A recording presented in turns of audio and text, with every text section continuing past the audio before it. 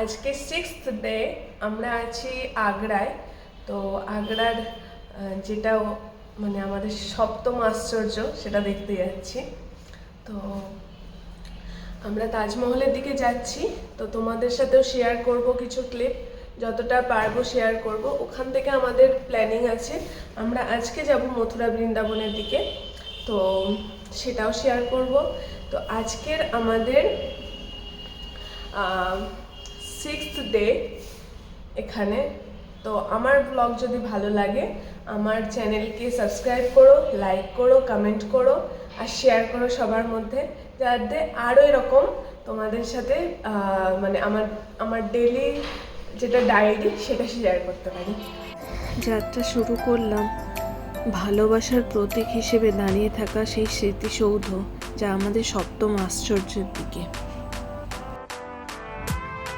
তো আমরা এসে গিয়েছি, এখানে পার্কিং করে আরও 1 কিলোমিটার মতন যেতে হবে। ওইখানে আমাদের গাড়ি যাবে না, তো এখানে আমাদের গাড়ি পার্ক হয়ে গেছে। তারপরে আমরা যাচ্ছি 1 কিলোমিটার মতো, তো গিয়ে তোমাদের সাথে শেয়ার করছি সমস্ত ভিউগুলো।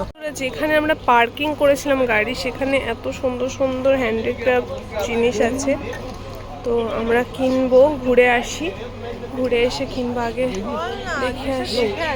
আগে দেখে আসি তারপরে। দেখো বন্ধুরা, তোমরা এখানে চাইলে শপিং করতে পারবে।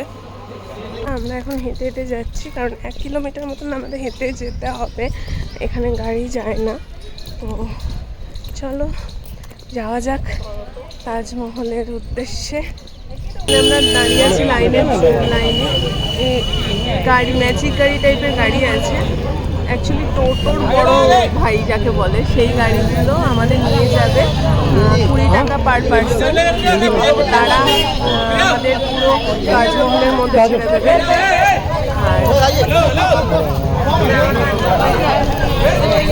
আর দেখতে থাকবে। আমরা ম্যাজিক গাড়ি টাইপের এই গাড়িটায় বসে গিয়েছি, দেখে না এরা 20 টাকা পার পার্সন নেয়। তো তোমাকে তাজমহলের সামনে নামিয়ে দিয়ে চলে যাবে ওরা। আচ্ছা, এখানে যদি সরকারি গাইড নাও তাহলে ওখানে গাইডের ব্যবস্থা আছে। তারা 18 টাকা নিচ্ছে, 1800 টাকা নিচ্ছে। প্রাইভেট টাইপের, এটা শেয়ারের মধ্যে। তো এইটা হচ্ছে ওদের সিস্টেম, 1800 টাকা। আর তোমরা শেয়ারে যাবে তারা 20 টাকা পার পার্সনে দিয়ে ওখানে তাজমহলের সামনে গিয়েও গাইড নিতে পারো। আমার মনে হয় ওটা সস্তা পড়বে, কারণ তাজমহল সামনে গাইড নেওয়াটা, কারণ ওখানে সস্তা পড়লে ভালো। তো দেখা যাবে, ওখানে গিয়ে আমরা গাইড নেব, কারণ গাইড আমাদের দরকারই পড়বে। তো ঐতিহাসিক জায়গায় এসে গাইড না নিলে পোষাচ্ছে না, কারণ আমাদের অসুবিধা হচ্ছে।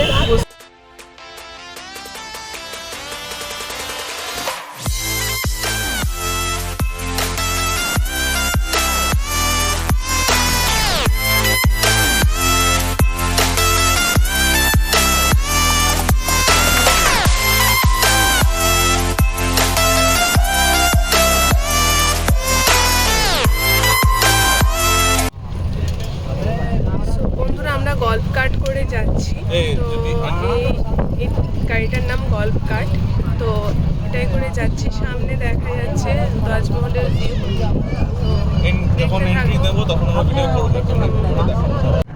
তো বন্ধুরা, তোমরা দেখতে পাচ্ছ অনেকে হেঁটেও যাচ্ছে। 1 কিলোমিটার তোমরা হেঁটেও যেতে পারো, যাদের বাজেট কমের উপরেও ব্যবস্থা আছে, মানে পা তো আছেই। এই হচ্ছে ব্যাপার, সব জায়গায় 11 নম্বর আমাদের চলেই। তো সামান্য 1 কিলোমিটার থেকে 1.2 কিলোমিটার রাস্তা আছে, তো অনেকে হেঁটেও যাচ্ছে, আবার যারা ইচ্ছে হচ্ছে একটু গাড়িতে করে যাবে গাড়িতে করে যাচ্ছে। সব রকমই আছে, যেটা ভালো হবে সেটাই করতে পারবো।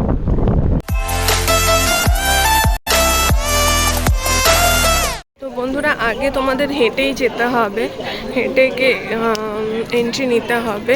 তো আমার মনে হয় এইটুকুনি রাস্তা হেঁটে চলে আসাটাই বেটার হবে, যদি একটু সকালে সকালে ঠান্ডা ওয়েদারে আসো।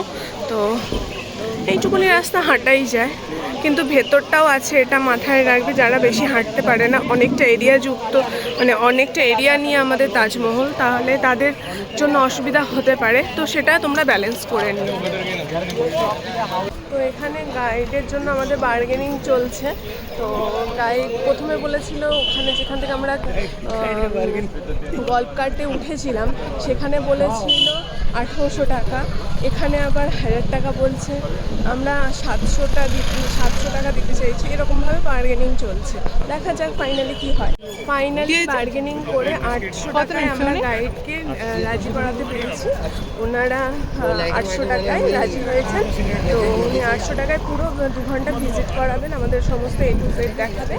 এখানে বার্গেন করতে হবে, বার্গেন মানে এরকম ভাবে করতে হবে, মানে বলতে হবে যা ছোট জানে তো আমরা अंदर से जाके ले लेंगे ऐसा, मतलब এরকম ভাবে বলতে হবে, তবে কি কিন্তু ওরা করবে না। তো 1000 টাকা কিন্তু 1 পয়সাও কমাবে না।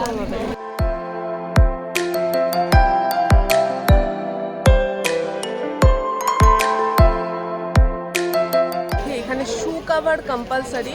তো এখানে আমরা শু কাভারে 10 টাকা করে চাইছিল, সেখানেও একটু বার্গেনিং করেছি। আমরা 8 জন ছিলাম, 50 টাকা দিয়েছি।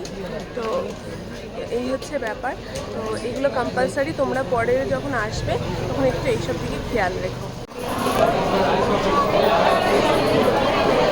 টিকিটের ভ্যালুগুলো 50 থেকে শুরু, আর এখানে হাই ভ্যালু টিকিট আছে ভিআইপি এন্ট্রিগুলোর জন্য 1100 থেকে 1300।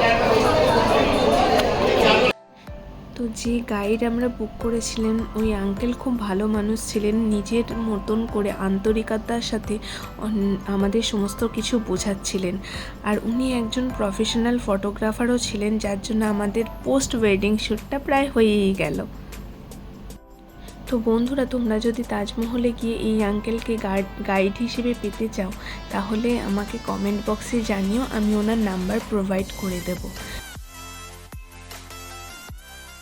नूरजहां ने अपने फादर के लिए बनवाया था। ये मरियम का मकबरा सिकंदर है और ये अकबर का मकबरा, दोनों पास पास में है। ये मेहता बाग, ये तो अंदर से दिखा देंगे, जहाँ शाहजहां बादशाह अपने लिए ब्लैक ताजमहल बनवाना चाहते थे।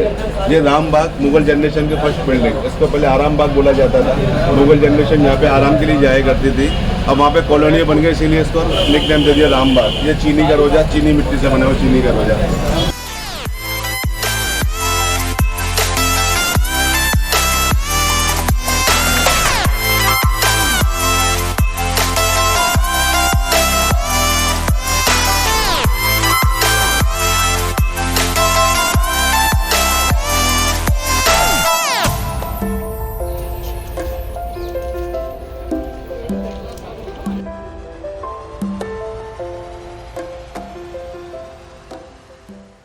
गार्डन 4 गेट, ये एक गार्डन, वो साइड 2 गार्डन, 3 4 गार्डन, 4 गेट। वो सामने मेन एंट्रेंस वेस्ट गेट, जिधर से अपन है वीआईपी ईस्ट गेट, वो साउथ गेट लेबर गेट, ये रॉयल गेट शाही दरवाजा। 4 गार्डन है, 4 गेट है, इसलिए इसको 4 गेट बोलते हैं। उसको रॉयल गेट इसीलिए जो रॉयल पब्लिक उसी गेट से अंदर जाती है। लोकल पब्लिक वो देखो छोटे गेट से अंदर आती जाती थी, छोटे गेट है ना, उसको एग्जिट गेट बना दिया गया है। इसको वीआईपी टिकट इसलिए जिधर से बनना है, वीआईपी सेलिब्रेट सब इधर से आते हैं, होटल लाइन एक्सप्रेस सब इधर ही बना हुआ है, इसलिए वीआईपी गेट। ये साउथ गेट लेबर गेट इसीलिए जब 20,000 लेबर अंदर काम करने के लिए इसी गेट से अंदर आती जाती थी।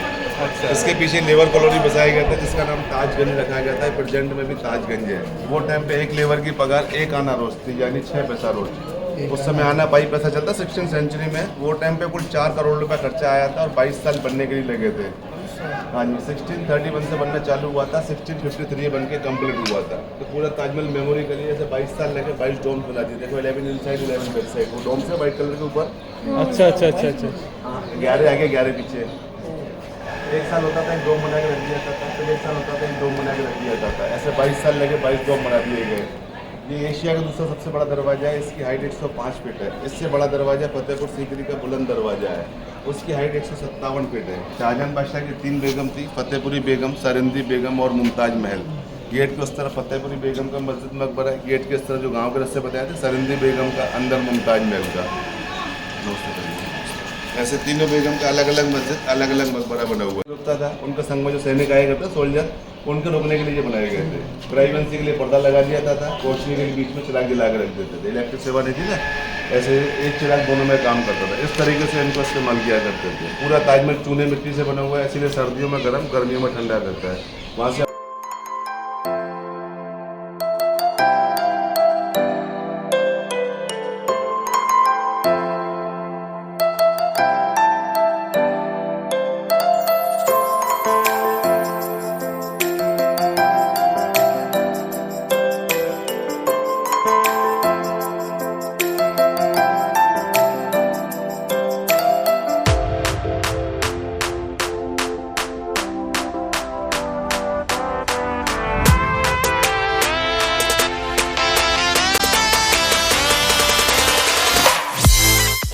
वाइट बिल्डिंग जो है 4 साइडेड सिमेट्री है, चारों तरफ से एक साथ दिखेगा आपको। ईस्ट वेस्ट नॉर्थ साउथ कहीं से भी देखोगे आपको एक जैसा लगेगा। बाकी 2 साइडेड सिमेट्री है। सुन रहे हो सिस्टर आप? आप सुन रहे थे ना अच्छे से, है ना? ये वाइट मार्बल जो है आपका मकराना राजस्थान से आया था। हाँ, ये लाल पत्थर जो है फतेहपुर सीकरी से आया था। इस पत्थर पे आप खड़े हो, जोधपुर राजस्थान का पत्थर है। हाँ, ये काले कलर की डिजाइनिंग देख रहे हैं, ये कोई ब्रश पेंटिंग नहीं है, स्टोन पेंटिंग है। आउट ऑफ कंट्री बेल्जियम का है, इसको ऑनेक्स स्टोन बोला जाता है। हाँ, मीनाकारी बोलते हैं इसको हिंदी में, जैसे इंडले वर्क बोलते हैं इंग्लिश में इसको, है ना। चारों मीनार देखो थोड़ा सा टिल्टेड है, बाहर की तरफ झुका हुआ है। टिल्टेड इसीलिए इनकेस कभी भी कोई भूकंप हादसा वगैरह हो तो इधर उधर गिरे, ताजमहल को कोई नुकसान न पहुंचे। एक मीनार की हाइट 183 फीट है, यानी 61 मीटर्स। ताजमहल की हाइट 243 फीट यानी 81 मीटर्स, टॉप टू बॉटम, नीचे से लेके ऊपर तक। सिमेट्री के हिसाब से वो साइड में रॉयल गेस्ट हाउस है, ये साइड में मस्जिद अभी चलेंगे, है ना। ये बरामदे जो लेबर ने बनाए थे अपने लिए, जो लंच ब्रेक होता था वही यहाँ पे लंच ब्रेक किया करते थे। वही टाइम पे शाहजहां बादशाह की तरफ से पेठा दिया जाता था यहाँ पर। पेठा खाया ना का, है ना। पेठा इसीलिए फेमस है क्योंकि शाहजहां बादशाह की तरफ से लेबर को दिया जाता था, और जो रॉयल गेस्ट आते थे ना उनको दिया जाता था। इसीलिए जो हमारे आगरा को पेठा नगरी भी बोलते हैं। पेठा नगरी देखो, ऐसे ताजमहल जो है जन्नत का डेमो बना हुआ है, क्योंकि जब लास्ट मुमताज महल की डेथ टाइम थी तो शाहजहां बादशाह ने उनसे लास्ट विश पूछी थी, अंतिम इच्छा, कि बेगम आपकी कोई अंतिम इच्छा हो तो बताइए। उन्होंने बोला कोई ऐसी इमारत बनाई जिससे अपना प्यार अमर हो जाए। पैसे की कमी तो थी नहीं, अपने भारत में सोने की चिड़िया था उस समय पे, है ना, गोल्डन बर्ड बोलते थे। तो उन्होंने बोला क्या बनाया, तो उनके मुंह से निकला जन्नत बना डाली है। तो जन्नत का डेमो बना हुआ है। जैसे इनके कुरान में लिखा हुआ जन्नत के 8 दरवाजे, देखो 8 दरवाजे इस तरीके, 4 साइड में 4 वो साइड में, है ना। एक बीच में नेकी का दरवाज़ा इस तरीके से। हाँ, पहले नेकी जो करता है उसके पहले इससे एंट्री मिलती है, फिर उसके बाद पाप उनके हिसाब से 8 दरवाजे क्रॉस करने पड़ते हैं जन्नत के। ये कुरान में बताते हैं इनके 8 दरवाजे इस तरीके से बनाए गए, एक बीच में नेकी का दरवाजा, और 4 नदी बताते हैं इनके कुरान में, एक दूध की, एक पानी की, एक शहद, एक गुंजन यानी परफ्यूम की। तो 4 नदी का डेमो, ये एक और एक ये 2 छोटी छोटी नदी है ना, जरी छोटी छोटी जरी, एक और एक 2 सिमेट्री के हिसाब से वो साइड में 4 नदी इस तरीके से हो गई। ये बिल्डिंग और वो बिल्डिंग देखो सेम है। इनको बोलते हैं नौबत खाना यानी ड्रम हाउस। पहले जो रॉयल गेस्ट आते थे ना तो ऊपर म्यूजिक बजा के वेलकम करते थे। म्यूजिक में पहले गोल्ड नगाड़े और लंबी शहनाई चलती थी, फिर वो रॉयल गेस्ट हाउस है, वहाँ पर थोड़ी देर रुकाया जाता था। मतलब सिर्फ चाय नाश्ते के लिए लेता है, क्योंकि मैं थोड़ा यानी तो यहाँ पे स्वर्ग भी बोलते हैं इसको। स्वर्ग में रात में नहीं रुका जाता, वहाँ तो मरने के बाद ही रुका जाता रात में। तो इसीलिए चाय नाश्ता यहाँ पे दे के फिर शाहजहां बादशाह की तरफ से पेठा दे के विदाई करते थे, तो इसीलिए इसको रॉयल गेस्ट बोला जाता था, है ना। और ये सेंटर टैंक है, जो वाइट चबूता दिख रहा है, चारों तरफ सेंटर टैंक है, और सेंटर में इसीलिए इसको सेंटर टैंक बोला जाता है इसको। यहाँ से पूरा सब बराबर इधर से पूरा सेंटर में है इसको।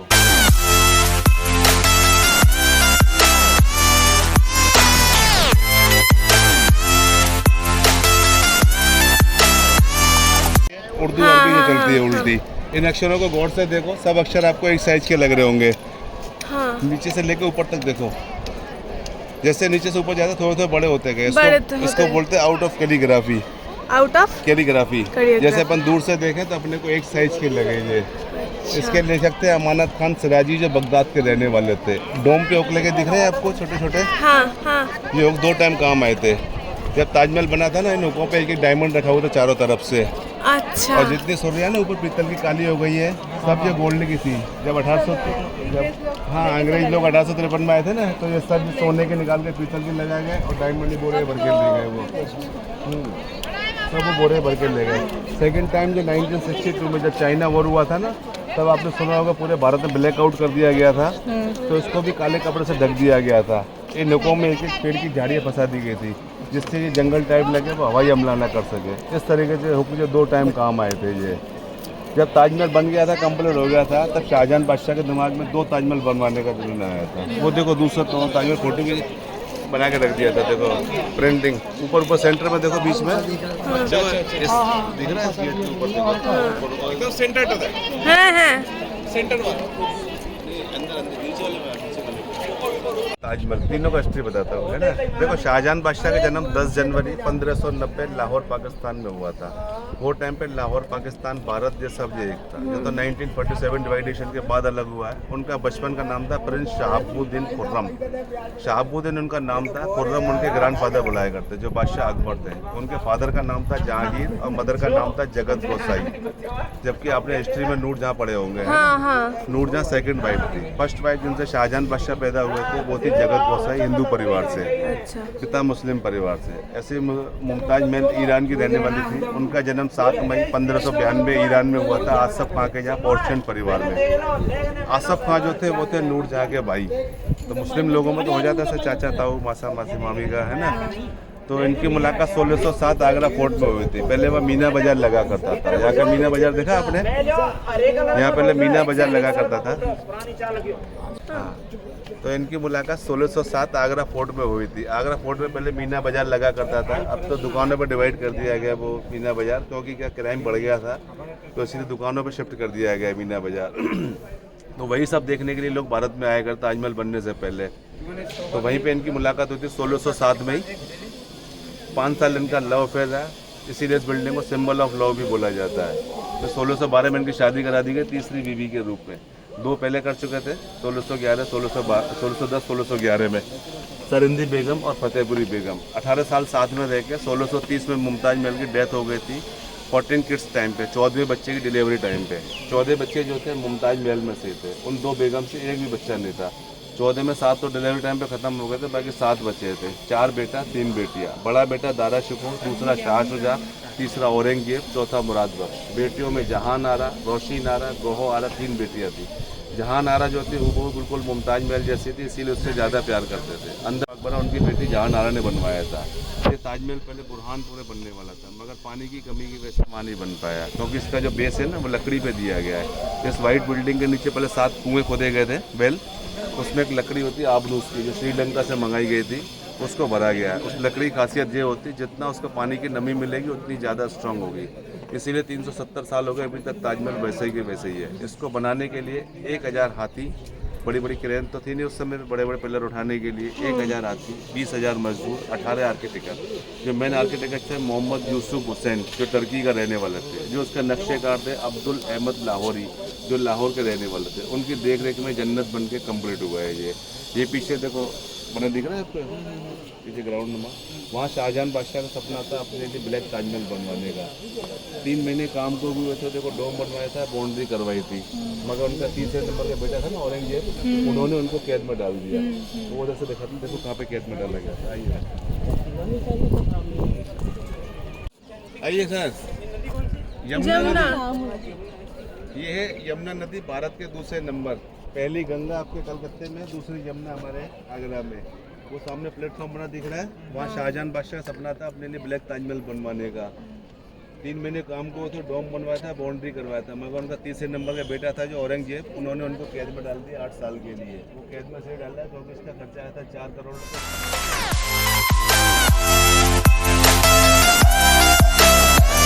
আমরা এখন ফাইনালি তাজমহলের ভেতরে প্রবেশ করছি। ताजमहल बनके तो पूरा 12 साल में कंप्लीट हो गया था। 10 साल उस डिजाइनिंग में लगे थे। जो ताजमहल वंडर 7 फर्स्ट आया है, इस डिजाइनिंग के वजह से आया है। इसको इनले वर्क बोलते हैं, ये कार्बन वर्क है। ये 1 पीस में बना हुआ है। ये कोई ब्रश पेंटिंग नहीं है, स्टोन पेंटिंग है। ये सब आउट ऑफ काट के बनाया है। हाँ, काट के ये बाहर दिखाऊंगा किस तरीके से काटे जाते थे। ये सब आउट ऑफ कंट्री के स्टोन है। सब ब्लैक पत्थर बेल्जियम का ऑनेक्स स्टोन, रेड पत्थर अफ्रीका का मालाकाइट, ब्लू पत्थर अफगानिस्तान का है कोरेलियन, ग्रीन पत्थर चाइना का है लेपिस लूजली। ऐसे कुल इसमें 10 साल लगे थे। ऐसे इनले वर्क, कार्बन वर्क, ऊपर डायमंड कटिंग, देखो ऊपर देखो डायमंड कटिंग। हाँ, वो ऊपर जो कटिंग है ना पत्थर का कटिंग, उसको डायमंड कटिंग बोलते हैं। ये सब इसमें 10 साल जो ताजमहल वंडर 7 में फर्स्ट आया था, इस डिजाइनिंग की वजह से आया था। जो अंग्रेज लोग हैं पूरा ताजमहल तो देख लेते, वो तो कहते हैं ताजमहल तुम फोटो में भी दे सकते हैं। मैंने ये कारीगरी देखना है, किस तरीके से कारीगर काम करते थे। जो कारीगर काम करने वालों को उनके आगे से उंगलियां घिस जाती थी। आज भी उन कारीगरों को गवर्नमेंट की तरफ से वजीफा सबसे पहले दिया जाता है। उनको सुविधा दी गई है, जैसे फीस माफ़ है, उनके बच्चों की 50% फीस माफ़ है, और जो भी गवर्नमेंट सुविधा निकलती है सबसे पहले इन कारीगरों को दी जाती है, उनकी जनरेशन को जो कारीगर थे, इनकी जनरेशन 70वीं जनरेशन अभी तक बाहर काम करती जा रही है। इनका पत्थरों को चिपकाने के लिए वो टाइम पे फेविकॉल या फेविक्विक वगैरह नहीं हुआ करते थे, है ना, ये तो अभी निकले। उस समय इनको चिपकाने के लिए दालों का उपयोग करते थे। दाल जो अपन घर में खाते हैं ना, उड़द का दाल, मसूर का दाल, गुड़, हनी, शहद, चूना, इसका पेस्ट बनाकर इससे चिपकाए जाते थे। ऐसे चिपक जाते थे? हाँ, ये बाहर देखेंगे ना अभी सेकंड पार्ट ऑफ ताज, अभी वाला फर्स्ट पार्ट देख लें, फिर सेकंड पार्ट बाहर देखेंगे। अब अंदर दो तरीके कवर है, एक ओरिजिनल, एक डुप्लीकेट। ओरिजिनल कवर जो बताया मैंने आपको बंद रहता है, साल में एक बार खुलता है। 16, 17, 18 फरवरी। 16, 17, 18 फरवरी। हाँ, जब शाहजहां बादशाह का डेथ एनिवर्सरी होता है। अभी डुप्लीकेट कवर देखेंगे अभी, है ना। आइए। ठीक है।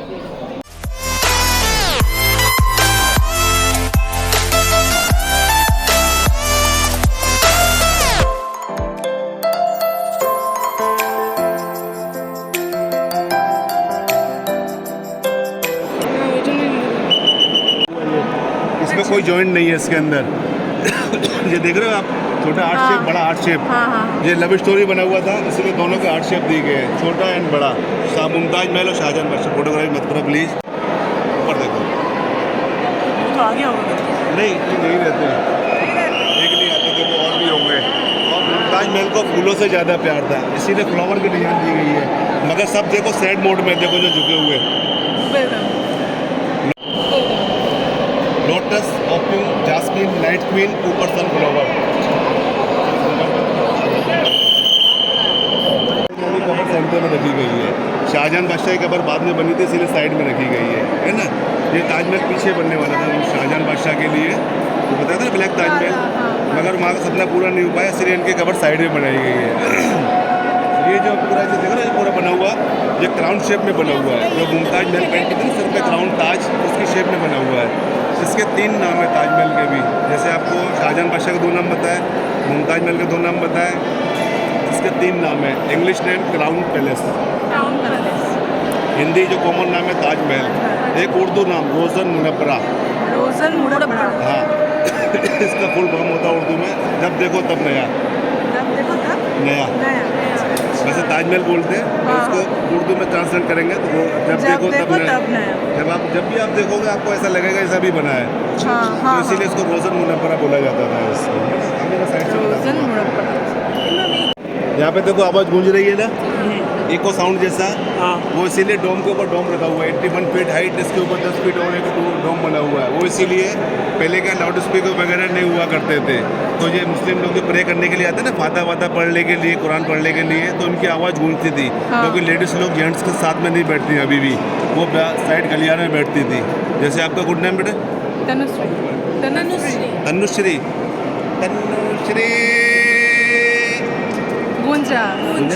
अभी ये क्राउड्स के थोड़ा हल्ला गुल्ला है, नहीं तो फिर ज़्यादा गूंजता है। सुबह सुबह आप आओगे ना, आपका पुष्पिता।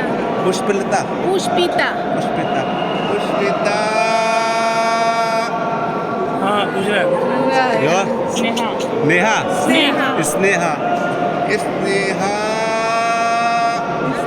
हाँ, पूछ रहा है।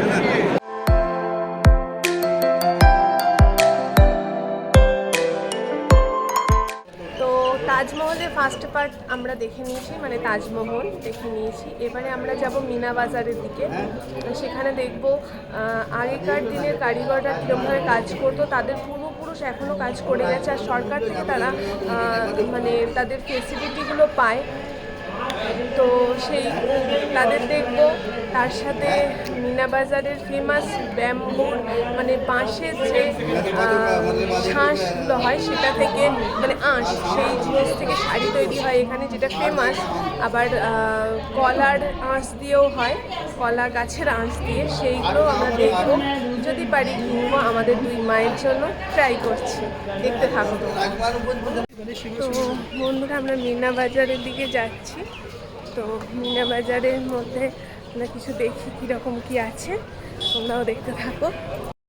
আচ্ছা, আগ্রার ফেমাস পেঠার দোকান। আগ্রার ফেমাস পেঠা পাওয়া যায় এখানে, হরেক রকমের পেঠা আছে। कौन सा सबसे वाला फेमस है इस दुकान का? देखिए हमारे मोस्ट सेलिंग होते हैं कोकोनट वाला, अच्छा वाला एंड रोज वाटर। ये 3 फ्लेवर अच्छा सेल होता है। अच्छा ये दोनों नेचुरल होता है और ये किंग होता है, पान पेठा। अच्छा, नेचुरल वाला ये है और ये पान वाला है। अच्छा, विदाउट कोकोनट है और ये कोकोनट होता है। इसमें थोड़ा गुलाब जल होता है। दोनों ही टेस्ट करवाइए।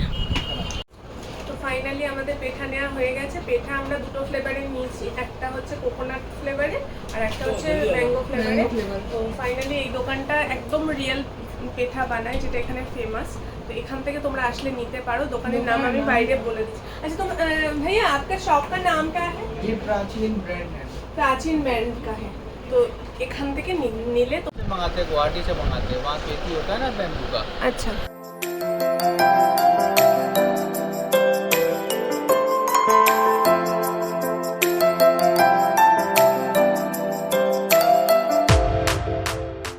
আচ্ছা, তোমাদের একটা জিনিস শেয়ার করি বন্ধুরা। আমরা এখানে প্রচুর শপিং করে নিয়েছি। তো এবারে ব্যাপার হচ্ছে এখানে শপিং করার সময় ভিডিও করা অ্যালাউ ছিল না, তাই জন্য তোমাদের দেখাতে পারিনি নিয়েছি। তার আগে একটা জিনিস দেখাবো। দেখো দুঃখীরামকে দেখো, राम के साथ खुशीराम के साथ दुखीराम को देखो। क्या हुआ प्रवीण? प्रवीण क्या हो गया बोलो? मुरझा गया। साड़ी ले रहे हैं 5-5 हज़ार की। बैंक बैलेंस माइनस में चला गया। हाँ, माइनस में चला गया बेचारा दुखीराम। खुशीराम से दुखीराम हो गया। वो अंकल का नाम भी खुशीराम है, लेकिन ये सच में खुशी था, आज दुखी हो गया। दुखीराम बेटा दिखाओ, हाँ फेस दिखाओ। अरे रो रहे हो? स्नेहा तुम खुश हो ना? तुम खुश हो ना? एक को दुखी करना चाहिए।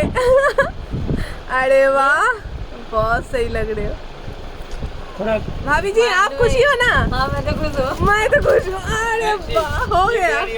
चलो 1 year डिजाइन। ये देखिए मैम। अब भैया दिखाते जा रहे हैं, हम लोगों को पसंद आता जा रहा है। ये अदर स्पून देखिए, ग्रीन वाला मलाकाई देखो ये नहीं करता। ये ब्लू वाला लैपिस लज़री ये नहीं करता, ओनली ये रेड करता। और वाइट मार्बल का बेस्ट पार्ट है ट्रांसलूसेंट होता है, इसके पीछे अगर लाइट लगाएगा पूरा लाइट पास अरे वाह जी।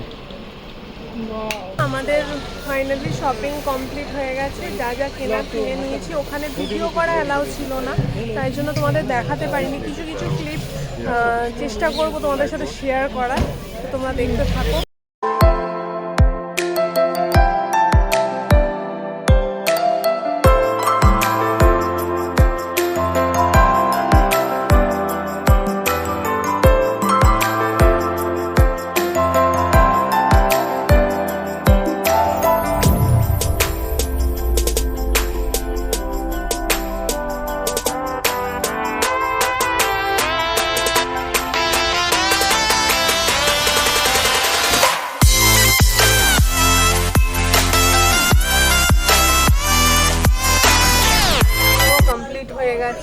তো শপিংয়ের ভিডিও সব তোমাদের সাথে শেয়ার করতে পারিনি, কারণ ওদের কিছু মানে ইনস্ট্রাকশন ছিল যেগুলো করা আমাদের ফলো করা উচিত ভাবলাম। তো সেই জন্য আমরা করলাম না ভিডিও।